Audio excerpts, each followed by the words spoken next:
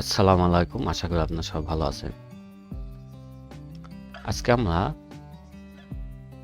Pencil টুল, colour replacement টুল এবং mixer brush টুল বিষয়ে বিস্তারিত জানব। তো প্রথমে আমরা পেন্সিল টুল সিলেক্ট করলাম। করে দেখেন যে এখানে আমাদের কি, এটা আমাদের সাইজ দেখাচ্ছে, হার্ডনেস দেখাচ্ছে, এগুলো সব এখানে আছে। তো এটা আমরা গত ক্লাসে শিখেছি, সমস্যা নাই। তো এখানে দেখেন মুড আছে, এটা আপনি কোন মুডে করতে চাচ্ছেন, বিভিন্ন মুড আছে। তারপর তো আমরা নর্মাল দেখব। এবং অপাসিটি আছে, আপনি কতটুকু অপাসিটি চাচ্ছেন, যেমন আমরা 100% অপাসিটি দিলাম। দিয়ে দেখেন এখানে আমি যদি এভাবে টানি, অর্থাৎ এটা প্লাস টুলের মতো, এটা পেন্সিল টুল কাজ করবে এভাবে। এখন যদি আমি শিফট চেপে ধরি, দেখেন এটা স্ট্রেট লাইন নেওয়ার জন্য এটা আমরা শিফট চাপবো। তো অপাসিটি যেমন যদি অপাসিটি আমি একটু কমিয়ে দিই, সেক্ষেত্রে কেমন হবে দেখেন। দেখেন অপাসিটি কমে আমার কালার, এটা যে ঘনত্বটা সেটা কমে গেল। এবং এই যে এটা কত ডিগ্রি কোণ আপনি এটা বোঝাতে চাচ্ছেন সেটা যদি দেন, সাধারণত এটা 0 ডিগ্রি থাকে, আমি 0 ডিগ্রি দিলাম। এবং অটো ইরেজ, অর্থাৎ অটো ইরেজ যদি সিলেক্ট থাকে এটা অটো ইরেজ হয়ে যাবে, আর যদি না থাকে এটা থাকবে না। আচ্ছা, ওকে। তাহলে দেখেন এটা পেন্সিল টুলের ব্যবহার খুব একটা এখানে হয় না আমাদের অ্যাডোব ফটোশপে। তো শিফট চেপে ধরে এভাবে আমরা কাজ করব। আচ্ছা, ওকে। নেক্সট যেটা টুল, নেক্সট আমরা যেটা শিখবো, এটা কালার রিপ্লেসমেন্ট টুল। তো দেখেন এটা আমি সিলেক্ট করলাম এবং এই জন্য আমি একটা নতুন একটা ইমেজ নিলাম। দেখেন এখানে 3টা আপেল আছে। তো এখানে হচ্ছে আমি কালার চেঞ্জ করতে চাচ্ছি। সেই ক্ষেত্রে আমি কি করবো, প্রথমে এখান থেকে এসে আমি একটা কালার নিব। আমি সবুজ একটা কালার নিলাম, ওকে। তো এখানে দেখেন বিভিন্ন মুড আছে, এই যে এখানে বিভিন্ন কালার, হিউ, স্যাচুরেশন, লিউমিনিসিটি। আচ্ছা, কালার দিয়ে আমরা প্রথমে দেখব। এবং এটা হচ্ছে লিমিট কি, কন্টিনিউয়াস, ডিসকন্টিনিউয়াস এবং ফাইনেস। তো কন্টিনিউয়াস আমরা দিব। এবং টলারেন্স দেখেন এখানে কম বেশি করা যাবে। টলারেন্স যদি আমি একটু কম দেই, অনেক কম, আমি 4% দিলাম। এবং এখানে আমি যে দেখেন, অর্থাৎ টলারেন্স যে আমি যত কম দিব, আমার এখানে কালার সিলেক্ট তত কম হবে। দেখেন এখানে কিন্তু 100% আমার কালার সিলেক্ট হচ্ছে না, যেহেতু আমি টলারেন্স অনলি 4% দিয়েছি।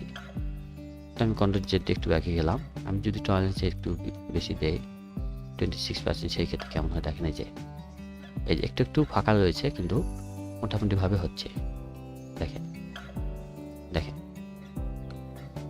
ওকে। আমি এখন কন্ট্রোল জেড ব্যাকে গেলাম। আমি টলারেন্স যদি একটু বাড়িয়ে দেই 55%, দেখেন এই যে এখানে এখন মোটামুটি প্রতিটা কালারকে আমাকে এখানে সে পিক করতেছে। দেখেন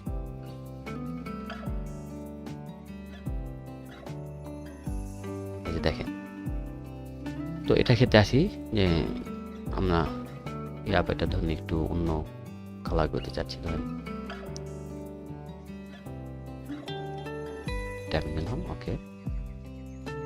এবং এখান থেকে আমি কালার রিপ্লেসমেন্ট টুল নিলাম, নিয়ে দেখেন আমি যদি একটু 10% দিলাম, দিয়ে যদি এখানে আমি এসে কাজ করি, দেখেন এই যে দেখেন, অর্থাৎ 100% এখানে কিন্তু কালার সে এখানে দিতে পারতেছে না, কারণ এটা টলারেন্স আমাদের কম বেশি বাড়িয়ে দেখতে হবে। দেখেন দেখেন আমি এখন কন্ট্রোল জেড একটু বাকি গেলাম।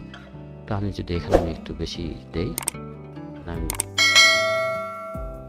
87% দিলাম, সেই ক্ষেত্রে কেমন হয় দেখেন। এই যে দেখেন স্মুথ ভাবে এটা কালারটা এখানে সে এখানে নিয়ে নিচ্ছে। দেখেন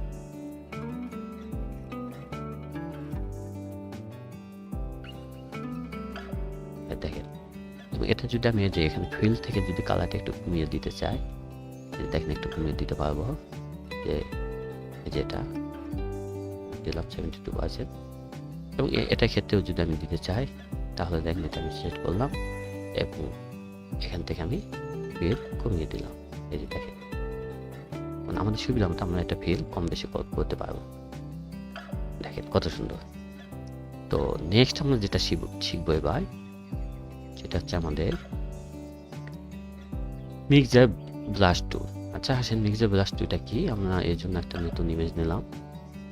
যে দেখেন এই যে এখানে আমি কন্ট্রোল প্লাস দিয়ে একটু ইমেজটা বড় করে নিলাম। তো এখানে স্পট আছে, তো এখানে আমি একটু মিক্স করতে চাই কালার। তো এই ক্ষেত্রে কী করবো, আমি এখান থেকে আমি আইডোবা টু থেকে আমি এখানে একটু যেটা ভালো কালার এই জায়গাতে আমি চুজ করে নিলাম। ওকে, আর এখান থেকে আমি গিয়ে কালারটা আরেকটু ভালো নিব, একটু এই যে এটা নিলাম, নিয়ে ওকে দিলাম। এখন যদি এটা আমি নিয়ে দেখেন মিক্সার ব্রাশ টুল নিলাম, নিয়ে দেখেন এখানে বিভিন্ন আছে, যে কাস্টম আছে এবং ড্রাই লাইট এগুলো আছে, এগুলো আপনারা একটু ট্রাই করে দেখবেন। এটা কাস্টমে আমি দিলাম। এখানে হোয়াইট আছে, লোড আছে এবং মিক্স আছে। কত পার্সেন্ট মিক্স করতে, ফ্লোটা একটা বিশেষ ফ্যাক্ট এটা। তো ফ্লোটা দেখেন কেমন, ফ্লোটা যদি আমি একটু 80% দিই সেই ক্ষেত্রে এটা কেমন হয় দেখেন। এখানে আমি মিক্স করলাম, দেখেন এই যে কালারটা এটার সাথে কিন্তু স্কিনের সাথে মিক্স হয়ে যাচ্ছে দেখেন। অর্থাৎ এটা রিটাচিং এর ক্ষেত্রে সাধারণত আমরা একটু ইউজ করবো, যা একেবারে প্রাথমিক অবস্থায় আমরা যারা আছি সেক্ষেত্রে এটা রিটাচিং এর ক্ষেত্রে আমরা এটা এই যে এখানে আবার কি হচ্ছে যে এটা দেখেন ফ্লোটা যেহেতু আমরা বেশি দিয়েছি এই জন্য এটা এসেছে। আমি কন্ট্রোল জেড দিয়ে একটু ব্যাকে গেলাম এবং ফ্লোটায় আমি এখানে একটু কমিয়ে দেব, দিয়ে দেখেন এখানে যদি এখন করে এই যে দেখেন। তো এই যে ফ্লোটা কিন্তু এখানে একটা ফ্যাক্ট, আপনি কোথায় কম বেশি দিতে হবে সেই ফ্লোটা আপনি সেই ইমেজটা দেখে আপনাকে কাজ করতে হবে। দেখেন কত সুন্দরভাবে হচ্ছে। ফ্লো আমি কমাবো এবং মাঝে মধ্যে বাড়াবো, অর্থাৎ আপনি ইমেজে ডিমান্ড অনুসারে আপনাকে এটা কাজ করতে হবে। দেখেন এখানে ফ্লো আবার কম হওয়াতে ব্ল্যাক হয়েছে। তো কন্ট্রোল জেড আমি একটু ব্যাকে গেলাম এবং এখানে ফ্লোটা একটু বাড়িয়ে দিব। দেখেন এটা হচ্ছে না, আমি কন্ট্রোল জেড দিয়ে একটু ব্যাকে গেলাম এবং ফ্লোটা আমি এটা একটু কমিয়ে দেব। ওকে, দেখি এখন দেখেন এই যে দেখেন, অর্থাৎ একটু সময় নিয়ে যদি কাজ করেন তাহলে এটা রিটাচিংটা অনেক ভালো হবে। এবং এটা প্রাথমিক রিটাচিং, একেবারে প্রাথমিক অবস্থা আমরা আছি। তো আমরা একটা একটু বেশি বেশি করে আমরা প্র্যাকটিস করব।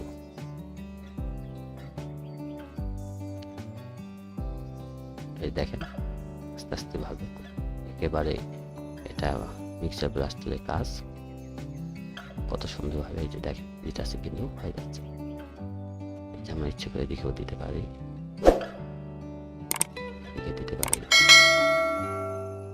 এবং ব্রাশ সাইজটা আমরা একটু ছোট করে নিব, আমার যেখানে প্রয়োজন আমরা সেখানে কাজ করব।